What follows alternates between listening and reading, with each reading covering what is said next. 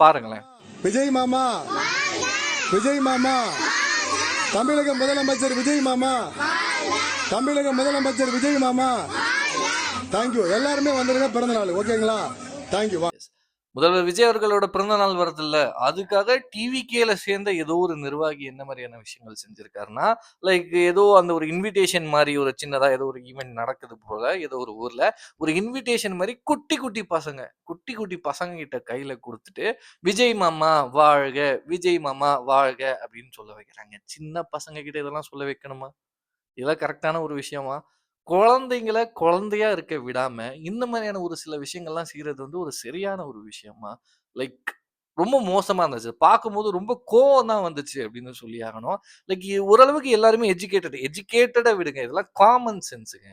இதெல்லாம் தெரிஞ்சு தான் நடக்குதா? லைக் மேல இருக்கக்கூடியவங்களுக்கு இந்த மாரியான விஷயங்கள்லாம் நிஜமா தெரிஞ்சு தான் நடக்குதா? இல்ல தெரியாம இந்த மாரிலாம் பண்றாங்களா? ரொம்ப தப்பில்ல. சின்ன பசங்க மைண்ட்ல இந்த வயசுலயே ஆல்ரெடி நெறைய பேர் வேற வேற விஷயங்கள பார்த்து டியூன் ஆயிருப்பாங்க.